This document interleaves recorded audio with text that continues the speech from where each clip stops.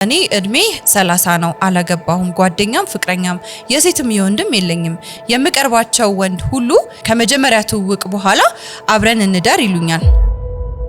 ሰላም ጤና ይስጥልን ውድ የጋብቻ ቲዩብ ተመልካቾቻችን፣ ይህ ከናንተ የሚላኩ ታሪኮችን ወደ እናንተ መልሰን በማቅረብ የመፍትሄ ሀሳቦችን የምናቀርብበት እንዲሁም ደግሞ በኮሜንት ሀሳባችሁን የምትገልጹበት ታሪኩን ላቀረበው ሰው የመፍትሄ ሀሳብ ኮሜንት ላይ የምትሰጡበት መፍትሄ የምታፈላልጉበት ፕሮግራማችን ነው። እስከ ፕሮግራማችን ፍጻሜ አብራችሁን ቆዩ። የዛሬው ባለ ታሪካችን ከላከችልን ሀሳብ እንጀምራለን። ሰላም እንዴት ናችሁ? እኔ እድሜ 30 ነው። አላገባሁም። ጓደኛም ፍቅረኛም የሴትም የወንድም የለኝም። የምቀርባቸው ወንድ ሁሉ ከመጀመሪያ ትውውቅ በኋላ አብረን እንደር ይሉኛል። እኔ ግን በ30 ዓመቴ ወንድ አይቼ አላቅም። ማለት ከወንድ ጋር ግንኙነት አድርጌ አላውቅም። እሱኮ ድሮ ቀረ ብለው ይሳለቁብኛል። እኔ ግን እግዚአብሔር የሰጠኝን ወንድ ለወደፊት ባሌ ይሆናል ብዬ የማስበው ታማኝ ጨዋ ሚስት ሆኜ መቅረብ እፈልጋለሁ። ለሱም ብቻ ሳይሆን ለእግዚአብሔር ታማኝና ንጹህ ሴት መሆን እፈልጋለሁ። ካንድም 4-5 ወንዶች ይሄንን ነው የሚሉኝ እና ምን ትሉኛላችሁ? ምንስ ትመክሩኛላችሁ? ቤተሰብ ሁሉ አታገቢም ብለው ይጮሁብኛል። ስታማርጪ ነው ይሉኛል። እኔ ግን ምርጫ ሳይሆን በዚህ ጉዳይ ብቻ ነው ትለናለች። ከዚህ ታሪክ እንደተረዳሁት መስተካከል ወይም ደግሞ ማየት አለባት ብዬ ማስባቸው ነጥቦች፣ የመጀመሪያው ምንም አይነት ጓደኛ የለኝም ብላለችና የሴትም የወንድም ጓደኛ ወይም ቤስት ፍሬንድ የምንለው የላትም። ስለዚህ እቺ ሴት በደስታም በሐዘንም በነገር ሁሉ በኢሞሽናል ሊሆን ይችላል፣ ፋይናንሻሊ፣ ብቻ በነገር ሁሉ አብሯት የሚሆን ሰው የለም ከሴትም ከወንድም። ስለዚህ መጀመሪያ ላይ ሴት ጓደኛ ብትይዝ ነገሮችን ያቀልላታል ብዬ አምናለሁ። ሌላው ለሪሌሽንሺፕ እየቀረብሻቸው ያሉት ወንዶች ምን አይነት ናቸው ነው ጥያቄና ሁሉም በ3 ቀን በ4 ቀን ውስጥ ለሴክስ ይጠይቁኛል የምትይ ከሆነ የምትቀርቢያቸው ሰዎች ምን አይነት ናቸው የሚለውን ወይም ደግሞ አንቺ እንዴት ሪያክት እያደረግሽ ነው የሚለውን ምልከታ ይሰጠኛል ማለት ነው። ስለዚህ አካባቢሽን መለየት መቻል አለብሽ። እንዲሁም ደግሞ አንቺ በምትፈልጊው ስታንዳርድ ልክ ሊሆን የሚችል ሰው አካባቢ መሆን መቻል አለብሽ ብዬ አስባለሁ።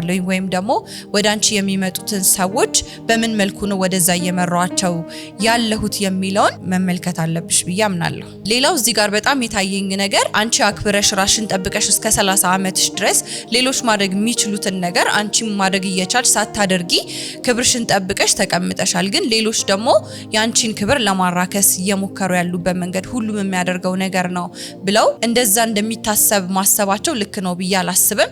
ምክንያቱም ሁሉም የየራሱ አመለካከት የየራሱ የውስጣዊ እምነት አለው ብዬ አስባለሁ። አንቺም ያንን ጠብቀሻል፣ በዛም ጸንተሻል ብዬ አስባለሁኝና አብዛኛዎቹ ወንዶች ወይም ደግሞ የተወሰኑ ወንዶች ያንን ይፈልጋሉ ማለት ሁሉም ከነክብሩ ያለችን ሴት አይፈልጉም ማለት አይደለም። እኔ እንኳን በቅርብ ካማከርኳቸው ሰዎች ውስጥ ድንግል ካልሆነች ማግባት አልፈልግም የሚሉ ራሳቸውን ጠብቀው ደግሞ የተቀመጡ በጣም ብዙ ወንዶች አሉ። ስለዚህ እንደዚህ አይነትም ወንዶች ስላሉ በዚህ ተስፋ እንዳትቆርጪ። ሌላው 30 ዓመት ስለሆነ ቤተሰቦቼ እየጨቀጨቁኝ ነው ወይም ደግሞ አግቢ እያሉኝ ነው፣ አታማርጪ እያሉኝ ነው ብለሻል። 30 ዓመት ብዙ ነገሮችን ለማድረግ ኢፌክቲቭ የሆነ እድሜ ነው። ለማግባትም በጣም ዘግይተሻል የሚባልበት እድሜ አይደለም። ነገሮችን በደንብ አገናዝበሽ መወሰን ባለብሽ ውሳኔ ወስነሽ ማግባት የምትሽበት ብስለት ደረጃ ላይ ነሽ ወይም ደግሞ እድሜ ላይ ነሽ ብዬ አስባለሁኝና በመጨረሻ ታማኝነት ለራስም እንዲሁም ደግሞ ለፈጣሪም ጭምር ነውና አንቺ ያንን ነገር ጠብቀሻል። ብዙ ሰዎች ጋር የሌለ ኳሊቲ አንቺ ጋር አለ። ስለዚህ ብዙ መስፈርት ሳታበዢ ላንቺ የሚሆንሽ ሰው ላይ ወይም ደግሞ የሚያናኑር ነገር ያለው ሰው ላይ የውጫዊ ነገሮች ላይ ከማተኮር ይልቅ የውስጣዊ ነገሮች ላይ በማተኮር ካንቺ ጋር የሚያናኑር ጸባይ ያለው ሰው ላይ ለትዳር መወሰን ትችያለሽ ማለት ነው። ግን እንዳትቸኩይ መክርሻለሁ።